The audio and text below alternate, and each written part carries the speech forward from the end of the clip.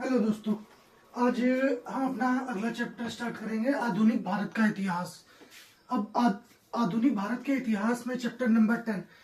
पिछली क्लास में या पिछले वीडियो में मैंने आपको बताया था कैसे शिक्षा पॉलिसी ने या एजुकेशन पॉलिसी ने जो लॉर्ड मैकाले के समय में आई थी हिंदुस्तान को प्रभावित किया, भारतीय शिक्षा व्यवस्था को प्रभावित किया। तो आज मैं उसका आगे से स्टार्ट करूंगा, लेकिन उससे पहले कि आपको कुछ बताना चाहूंगा। ये जो ईश्वर चंद्र विद्यासागर, राजा राम मोहन राय, देवेंद्र नाथ ठाकुर और भी बहुत सारे ऐसे विचारक या उपदेशक हुए हैं जिन्होंने आधुनिक भारत की नींव रखी है। हम पिछले 1000 सालों से गुलाम थे विदेशी शक्तियों के, लेकिन जो लास्ट के 200-250 साल हैं जिसको गुलामी का पीरियड या गुलामी का समय कुछ लोग मानते हैं, वो गुलामी का पीरियड ना होकर एक मतलब कानून व्यवस्था का समय था, जिसको बोलते हैं कि उपनिवेश। भारत कभी भी अंग्रेजों का गुलाम नहीं था, इस बात को ध्यान रखना है। भारत उपनिवेश था अंग्रेजों का। उपनिवेश होने का मतलब क्या होता है कि एक ऐसी व्यवस्था जिसमें कानून बनाकर या पर्टिकुलर एक पॉलिसी बनाकर उस देश को लूटा जाता है और उसके हितों का बिल्कुल भी ध्यान नहीं दिया जाता है। अब जैसे मान लीजिए कि आज भारत किसी देश पर आक्रमण करके उसको जीत लेता है, उसको गुलाम बना लेता है। तो जैसे मान लीजिए कि नेपाल को, भूटान को, बांग्लादेश को भारत अगर जीत लेता है तो नेपाल, भूटान और बांग्लादेश फिर भारत के ही हिस्से हो जाएंगे और वहां के सभी नागरिकों को भारत की नागरिकता मिल जाएगी। वो भारत के ही नागरिक कहलाएंगे क्योंकि उनके स्वयं के देश का अस्तित्व खत्म समाप्त हो चुका है। लेकिन उपनिवेश काल में ऐसा नहीं था। जो भारत के नागरिक थे वो इंग्लैंड के नागरिक नहीं थे, वो भारत के ही नागरिक थे, केवल उनको लूटा जा रहा था। अब मैं इस चीज से आपको ये समझाना चाहूंगा कि सभी लोग मानते हैं या जानते हैं कि भारत को आजादी दिलाने में बहुत सारे लोगों का योगदान था, जिसमें प्रमुख गांधी जी, सुभाष चंद्र बोस, भगत सिंह, पंडित जवाहरलाल नेहरू, सरदार पटेल और भी बहुत सारे लोग हैं। मेरा विचार इसमें से थोड़ा सा अलग है। मैं इसलिए ऐसा अलग बोलूंगा कि इनका योगदान तो था, लेकिन इन्होंने भारत को आजादी नहीं दिलाई थी। भारत को आजादी दिलाई थी किसने? भारत को आजादी दिलाई थी कलम ने। अब कलम ने कैसे आजादी दिलाई आप ये समझ सकते हैं। जब 1857 के पहले या प्लासी के युद्ध के बाद, 1857 के युद्ध के बाद तो बहुत ही खतरनाक रूप से युद्ध हुआ और भारत को हानि हुई, बहुत सारे लोग मारे गए। लेकिन भारत को आजादी दिलाने में सबसे बड़ा योगदान था कलम का, इन कलम के सिपाहियों का। क्यों? क्योंकि अंग्रेजों ने भारत को इतना अत्याचार कर रखा था और भारत की जनता जो अलग अलग क्षेत्रों में बटी हुई थी, उनके अंदर एक राष्ट्र की भावना नहीं थी। एक राष्ट्र की भावना नहीं थी मतलब कि एक व्यक्ति के हित दूसरे व्यक्ति के हितों से मिले हुए नहीं थे। हर व्यक्ति अपने हितों को अलग रखकर देखता था। बाद में जब समझ में आया, ऐसे ही विचारकों ने जगाया हिंदुस्तान को, पत्र पत्रिकाएं लिख के, समाचार पत्र लिख के, पुस्तकें लिखकर। अब आप ये देखिए कि राजा राम मोहन राय, ईश्वर चंद्र विद्यासागर, केशव चंद्र सेन, रविन्द्रनाथ टैगोर, देवेंद्र नाथ ठाकुर, ये ही लोग हैं जिन्होंने अपनी कलम का प्रयोग करके भारत के सोए हुए 40 करोड़ जितनी भी पॉपुलेशन हो, 40 करोड़ लोगों को जगाया, उनको बताया कि तुम एक हो, तुम्हारा कॉमन एनिमी है। ये जो कॉमन एनिमी शब्द है ये सबसे इंपॉर्टेंट है। जब आपका मित्र, आपके भले मित्र अलग अलग हो सकते हैं, मेरा मित्र हो सकता है आपका मित्र ना हो, या आपका मित्र मेरा मित्र ना हो, लेकिन मेरा शत्रु और आपका शत्रु जब एक ही है तो हमारे हित भी एक ही हो गए और अहित भी एक हो गए। अगर हम मिल के नहीं लड़ेंगे तो उसको कभी भी पराजित नहीं कर पाएंगे। साइंस एंड टेक्नोलॉजी में, इकोनॉमिक्स में, उनका अंग्रेजों का political system, economic system, science and technology बहुत ज्यादा विकसित था उस समय 18वीं 19वीं शताब्दी में, जिसके कारण उन्होंने अपने से बड़े राज्य, बड़ी जनसंख्या वाले क्षेत्र या देश पर कब्जा कर लिया। देखा जाए तो छोटे से इंग्लैंड ने पूरी दुनिया पर कब्जा किया है। क्यों? केवल साइंस एंड टेक्नोलॉजी के दम पर। उनका मानना क्या था कि एक राजा को दूसरे राजा के खिलाफ भड़काकर युद्ध करवा के उनके इकोनॉमिक रिसोर्सेस, पॉलिटिकल यूनिटी पूरी तरीके से छिन्न भिन्न कर दे और उस पर राज करें।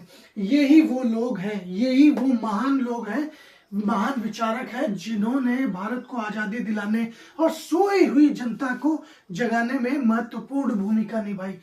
लड़ना आसान है, अगर आप जाग रहे हैं और आप पर कोई अटैक करता है, आपको कोई मारता है, तो आप तुरंत उसको रिस्पॉन्ड कर सकते हैं, तुरंत युद्ध कर सकते हैं, तुरंत लड़ाई लड़ सकते हैं। लेकिन एक सोते हुए व्यक्ति या एक बेहोश व्यक्ति को पे अगर आप आक्रमण करते हैं तो वो अपनी रक्षा में तुरंत उसका उत्तर नहीं दे सकता, लेकिन अगर जाग रहा है तो लड़ सकता है। इन विचारकों का सबसे बड़ा योगदान यही था। यही वो लोग हैं जिन्होंने महात्मा गांधी, गोपाल कृष्ण गोखले, बाल गंगाधर तिलक, इन लोगों को एक जन समूह प्रस्तुत किया था प्रयोग करने के लिए, क्योंकि वो जन समूह इनके पत्र पत्रिकाओं को पढ़कर जाग चुका था। अब आज की तरह नहीं कि आज सुबह जागे और व्हाट्सएप पर स्टेटस देखने लगे, ऐसा नहीं था। पहले लोग, मान लीजिए कि अगर एक व्यक्ति ये पढ़ सकता है तो वो डेली अखबार पढ़ता था, चाय की दुकान या चौपाल, या जैसा कि आप जानते हैं कि गांव में चौपाल लगती है और कई जगह से, मतलब शहरों में भी लोग एक दूसरे से शाम को मिलते हैं या दिन में बैठ के बात करते हैं। उन विचारों को आगे बढ़ाया, यही वो कलम है, यही ऐसे ही विचारक थे जिन्होंने यूरोप में पुनर्जागरण काल का निर्माण किया। क्यों?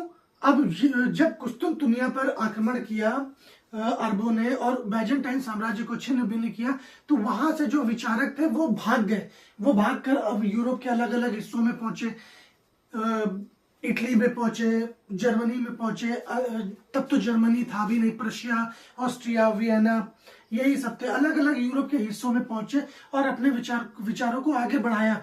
जरूरी नहीं है कि केवल एक भाषा ही किसी भी विचार या सभ्यता के विकास में महत्वपूर्ण योगदान देती, कभी कभी विचार भी देते हैं। मान ली अगर आपके पास कोई लिखित भाषा नहीं है, आप लिखना पढ़ना नहीं जानते, इसका मतलब ये नहीं है कि आप अनपढ़ हैं। आप किसी बुद्धिमान व्यक्ति के पास बैठकर भी उसके ज्ञान को ग्रहण कर सकते हैं। ऐसा ही किया था हमारे प्राचीन समय में विद्वानों ने। अब हम आगे बढ़ते हैं। तो राजा राम मोहन राय का जन्म हुआ था 1772 में और 1833 में इनकी मृत्यु हो गई थी। इनका सबसे बड़ा योगदान ये था कि ये आधुनिक भारत के निर्माता थे। आज हम जिस सभ्य समाज में रहते हैं, जहां पर महिलाओं को अधिकार है, सभी को अधिकार प्रस्तुत किए गए हैं, कानूनी अधिकार प्रस्तुत किया गया, दलितों को, अछूतों को, उसके जनक ये माने जाते हैं। अब किसी के पास अधिकार है या नहीं, या कोई दलित बोलता है कि उसके पास अधिकार नहीं है, वो अभी भी शोषित है, तो मैं ये बताना चाहूंगा, हम मानव इतिहास के सबसे स्वर्णिम काल में रह रहे हैं। एक ऐसा समय जहां पर कानून में लिखा गया है, कानून की किताब में लिखा हुआ है कि हर व्यक्ति को समान अधिकार दिया गया है। आर्टिकल 15 में बताया गया है कि किसी स्टेट, मतलब राज्य, किसी भी व्यक्ति के साथ भाषा, लिंग, जाति के आधार पर भेदभाव नहीं करेगा, उसके जन्म स्थान के आधार पर भेदभाव नहीं करेगा। लेकिन इसमें भी एक अपवाद है। जब संविधान निर्माताओं ने संविधान का निर्माण किया था तो उसमें किन्नरों को अधिकार नहीं दिया गया था, ना वो पुरुष में आते थे ना वो स्त्री में आते थे। तो मैं ऐसा बोलना चाहूंगा कि आर्टिकल 15 पूरी तरीके से सही नहीं था, लेकिन एक मैक्सिमम सीमा तक उसने भारत में जो असमानता थी, इनइक्वालिटी थी, उसको समाप्त करने का प्रयास किया। यही काम इन्होंने स्टार्ट किया था। जब मतलब ये बचपन से ही प्रगतिशील विचारों वाले थे। इनका मेन फोकस क्या था कि ये भारत को साइंस एंड टेक्नोलॉजी, जो नवीन विचार थे, उस समय ऐसी व्यवस्था थी, जर्जर व्यवस्था, कि लोग अपने अंधकार के युग या प्राचीन कल्पनाओं से निकलना नहीं चाहते थे। अब प्राचीन, वो उस समय ना प्राचीन रह गए थे ना आधुनिक रह गए थे, क्योंकि मुस्लिम शासकों के आने के बाद जो भारतीय सभ्यता और संस्कृति है वो जड़ हो गई थी।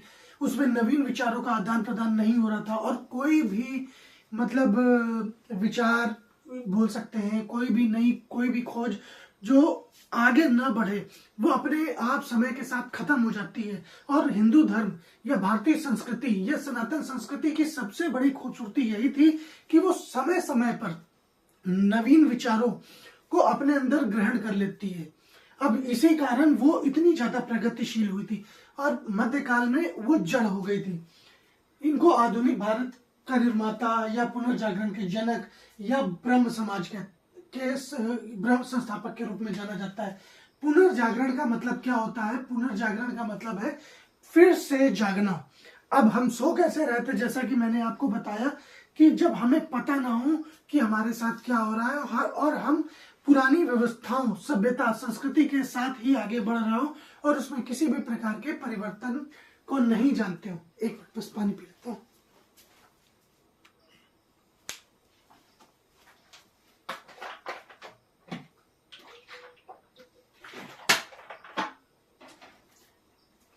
ये इन्होंने जो आंदोलन चलाया था, समाज सुधारक आंदोलन, ये हिंदू धर्म में पहला समाज सुधारक आंदोलन था जिसमें समाज को सुधारने की व्यवस्था की गई थी। अब इन्होंने हिंदू धर्म को बदलने की कोशिश नहीं की, केवल सुधारों की बात करी जिसका इनको भरपूर विरोध सहना पड़ा। इनके स्वयं के माँ बाप तक इनका विरोध करते थे। अब जो इन्होंने जो कोशिश की थी आज भी वही कोशिश चल रही है। क्यों? दलितों को कानून में अधिकार तो दे दिए गए, आरक्षण दे दिए गए, अब आरक्षण का विरोध चल रहा है।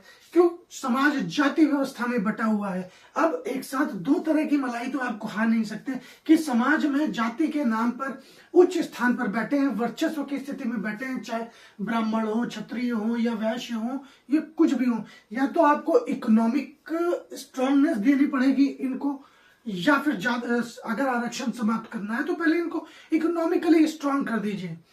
अब मान लीजिए कि आपके घर में गटर साफ करने कोई बंदा आता है, या अब तो जैसे मना हो गया है कि मैनुअल स्कैवेंजिंग, कि आप अपने हाथों से मैला नहीं ढो सकते, आपको मशीनों का ही इस्तेमाल करना पड़ेगा। झाड़ू लगाने आता है आपके मोहल्ले में या नगर पालिका से, अब मान लीजिए कि उसकी पर आवर इनकम बढ़ा दी जाए, डबल ट्रिपल चबल फोर्थ टाइम कर दी जाए, हर घंटे का उसको 1000 रुपए मिले, तो अब मानिए कि एक दिन में ही वो 8000 रुपए कमाने लगेगा, तो उसका इकोनॉमिक रहन सहन, पर्सनैलिटी चेंज हो जाएगी। अपने बच्चों को अलग अलग जगह, अलग अलग प्राइवेट स्कूल्स में पढ़ाएगा, तो आरक्षण की उसको जरूरत पड़ेगी?